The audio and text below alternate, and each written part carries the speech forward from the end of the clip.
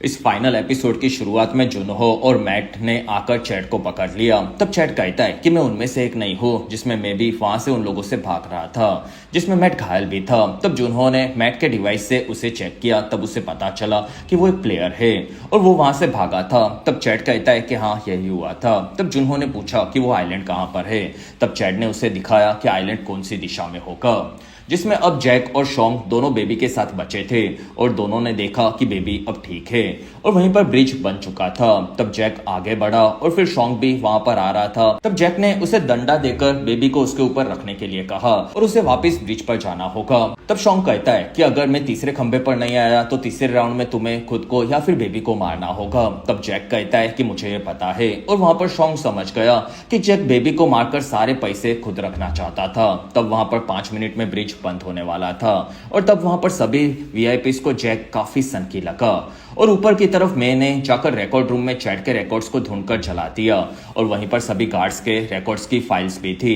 तब मैंने खुद के रिकॉर्ड की फाइल्स को देखा, जिसमें उसे अपने परिवार का फोटो मिला और उसके पति को उसकी बेटी को बचाने के चक्कर में मार दिया गया था, ये उसे पता चला। तब ये पढ़कर मैं काफी दुखी हुई। फिर उसने सभी के सभी रिकॉर्ड्स को वहीं पर जला दिया। तब तक जैक बेबी मांग रहा था। तब शॉन्ग कहता है कि हम अगर तीनों ब्रिज पर नहीं गए तो हम तीनों मर जाएंगे। तब जैक कहता है कि मुझे इस चीज से फर्क नहीं पड़ता। दूसरी तरफ जुनहो ने कोस्ट गार्ड्स को वहां पर बुला लिया था, साथ ही वो अकेले आइलैंड पर जाने वाला था। तब मैट और चैट ने उसे संभल कर जाने के लिए कहा। तब जुनहो ने उन्हें जल्द से जल्द कोस्ट गार्ड के ऑफिसर्स के साथ आइलैंड पर आने के लिए कहा। फिर वो वहां से निकला। तब शॉन्ग कहता है कि मैं ब्रिज पर आऊंगा, तब तुम मुझे मार देना और बेबी के साथ बच जाना। तब जैक कहता है कि तुम ब्रिज पर आकर मुझे मारकर सारे पैसे रखना चाहते हो, जिसमें तुम पहले भी जीत चुके हो, इसी वजह से तुम सीधे तो बिल्कुल नहीं होगे, ये मुझे पता है और मेरे ऊपर काफी बड़ा कर्जा है जो कि तुम्हारे जैसे लोगों पर भरोसा करने के चलते हुआ है, क्योंकि उन सभी ने मुझे धोखा दिया था। तब शॉन्ग कहता है कि मैंने डैनी को वादा किया था कि मैं उसके बेबी को कुछ नहीं होने दूंगा, इसी वजह से मैं खुद की जान देना चाहता हूँ। तब जैक कहता है कि क्या तेरे और डैनी के बीच में कुछ लफड़ा था, वरना तो उसके लिए इतना कुछ तो नहीं करता, और वो एक काफी बड़ी वेश्या निकली। तब शॉन्ग ने उसे गंदी बातें बंद करने कहा। फिर शॉन्ग को अब ब्रिज के बंद होने से पहले बेबी को बचाना था, इसी वजह से शॉन्ग ने बेबी को जैक को दे दिया। तब जैक ने बेबी को अपने साथ ब्रिज पर लिया और शॉन्ग ने मरे हुए आदमी से अपने चाकू को निकाला। फिर वो ब्रिज वहां पर बंद हो रहा था। तब शॉन्ग ब्रिज से कूदकर तीसरे खंबे पर आ गया, जिसमें जैक और शॉन्ग अब लड़ने वाले थे। तब जैक कहता है कि तू तो मरने वाला था ना, और तब शॉन्ग कहता है कि तू उसके लायक नहीं है। फिर वो दोनों लड़ने लगे, जिसमें उन्हें आखिरी राउंड को शुरू करने से पहले बटन को दबाने के लिए कहा गया, लेकिन वो दोनों उसके बिना ही लड़ रहे थे। तब जैक का डंडा गिर गया, इसी वजह से उसने बेबी को नीचे फेंकने की धमकी दी। तब शॉन्ग ने उसे रोका। तब शॉन्ग ने वहां पर चाकू को नीचे रखा और जैक अपने ही बच्चे को मारने के लिए तैयार था, ये देखकर शॉन्ग काफी दुखी हुआ। फिर वहां पर जैक शॉन्ग को मारने गया। तब शॉन्ग ने उसे रोका और उनकी लड़ाई के बीच में दोनों ऊपर से नीचे गिर पड़े, जिसमें असल में वो दोनों लटके हुए थे और जैक ने शॉन्ग के कोट को पकड़ कर रखा था, लेकिन वो वजन के चलते फट पड़ा और जैक नीचे गिरकर मारा गया। वहीं पर शॉन्ग ऊपर आया। तब वहां पर सभी वीआईपीज शॉन्ग के वापस गेम को जीतने से काफी ज्यादा चौंके हुए थे, क्योंकि पहले कोई भी प्लेयर गेम को 2 बार नहीं जीता था और अभी भी बेबी वहां पर था। लेकिन शॉन्ग ने देखा कि अभी तक वहां पर उन्होंने बटन नहीं दबाया था और बटन के दबाने के बाद ही उन्हें किसी एक की जान लेनी थी। तब तक कोस्ट गार्ड्स आकर चैट और मैट से मिले और उन्हें ड्रोन से फ्रंटमैन ने भी देख लिया था और नीचे के पानी के रास्ते से जुनहो भी आइलैंड की तरफ जाने लगा। दूसरी तरफ शॉन्ग ने जाकर बटन को दबा दिया और उसने बेबी को उठाया, जिसमें अब रूल्स के हिसाब से उन दोनों में से एक को मारना था। और ये चीज फ्रंटमैन के रूम से मैं भी देख रही थी, जो कि खुद की जान लेने वाली थी, जिसमें सभी वीआईपीज शॉन्ग को देखकर चौंक गए, क्योंकि वो चाहते थे कि शॉन्ग बेबी को मार दे। तब वहां पर शॉन्ग ने बेबी को नीचे रखा और फिर शॉन्ग ने बेबी को चूमकर अच्छे से जिंदगी को गुजारने के लिए कहा। फिर वहां से शॉन्ग अकेला उठकर किनारे पर आया और वो कहता है कि हम लोग इंसान हैं, घोड़े नहीं है, और ये मैसेज उसका फ्रंटमैन के लिए था। और शॉन्ग वहां से बेबी को जिंदा रखने के लिए खुद नीचे कूद पड़ा और ये सीन सच में दिल को तोड़ देता है, जिसमें ये देखकर सभी वीआईपीज भी काफी ज्यादा कंफ्यूज थे और अब बेबी विनर बन चुका था। तब मैंने भी शॉन्ग की हिम्मत देखकर खुद को जिंदा रखने के बारे में सोचा और तब इन्होंने उन सभी को वहां पर इमरजेंसी के चलते निकलने के लिए कहा। साथ ही उसने आइलैंड के सभी बॉम्ब्स को एक्टिवेट कर दिया था, जो कि 30 मिनट में फटने वाले थे। और तब उन बॉम्ब्स को शुरू होते हुए आइलैंड पर जुनहो ने भी देख लिया, जो कि अंदर घुस चुका था। फिर मैं ब्लैक मास्क का मास्क पहनकर लिफ्ट से नीचे जाने लगी और तब तक इन्होंने आकर शॉन्ग की लाश को देखा, जो कि हार कर भी जीत गया था और इन्हों खुद जीत कर भी हार चुका था। दूसरी तरफ जुनहो इन्हो के कमरे में आया और वहां पर उसने देखा कि इन्होंने बेबी को उठा लिया था। तब उसने मिरर्स को तोड़ दिया जिसमें दोनों भाई आमने सामने थे। लेकिन वहां पर जुनहो पूछता है कि तुमने ये क्यों किया। तब इन्हो कुछ भी बताए बिना लिफ्ट से नीचे चला गया। कुछ देर बाद वहां से वीआईपी चोपर्स में निकल गए और बाकी सभी गार्ड्स अपने अपने गाड़ियों में काफी बड़े शिप्स में आए और उनमें से एक मे भी थी और वो सभी लोग आइलैंड को छोड़कर निकल गए थे। और अंत में हमें सभी गेम्स के अरेना नजर आए और वहां पर शॉन्ग मरा पड़ा था और उसके सामने ही पूरा आइलैंड को बॉम्ब से उड़ा दिया गया जिसके लिए वो वहां पर आया था। और ये चीज दूसरी तरफ जुनहो ने भी देखी और तब उसे वहां पर आकर कोस्ट गार्ड्स ने बचा लिया। दूसरी तरफ हमें शॉन्ग के होटल के अंदर सूट में एक आदमी दिखा जिसके पास एक गन थी और उसने आकर शॉन्ग के सारे पैसे ले लिए। और ये राज तो शायद अगले सीजन्स में ही खुलेगा कि वो कौन था।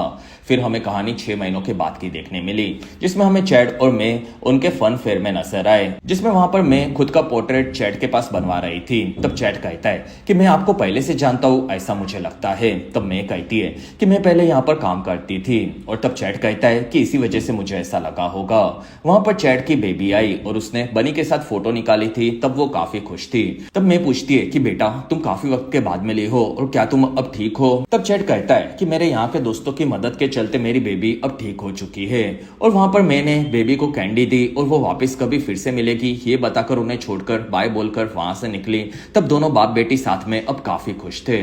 फिर वहां से मैं निकली तब उसे दलाल का फोन आया और उसने बताया कि मैंने तुम्हारी बेटी को ढूंढ लिया है जो कि चाइना में है और उसने अपना नाम बदल दिया था, लेकिन अब वो मिल चुकी है तो मैं तुम्हें उसके पास पहुंचा सकता हूँ। तब मैं ये सुनकर काफी इमोशनल हो गई।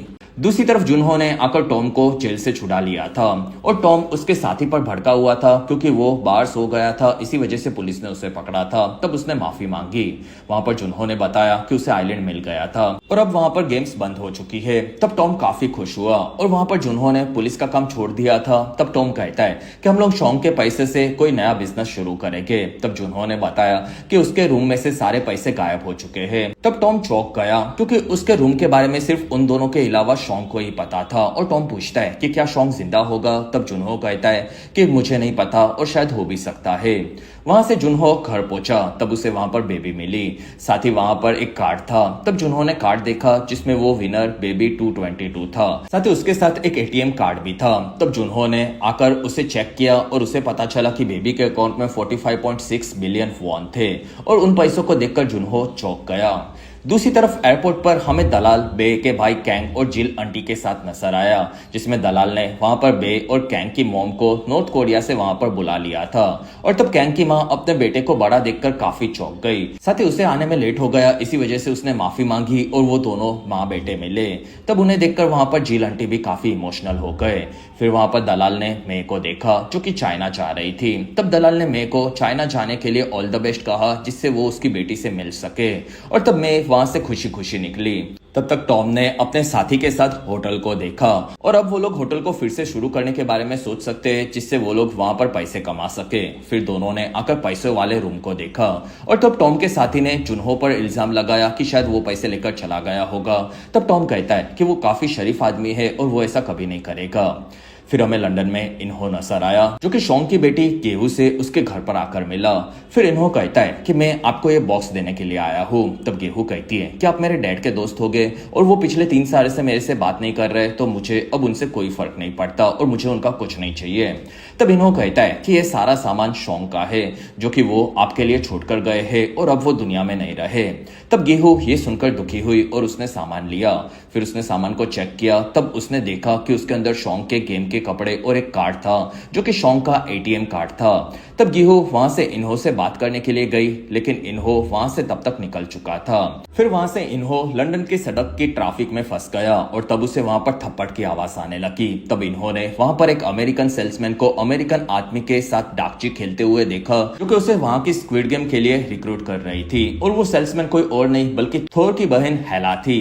और हेला ने वहां पर इन्हो को देखा जिसमें वो दोनों एक दूसरे को पहचान गए क्योंकि वो दोनों एक ही गेम का हिस्सा थे।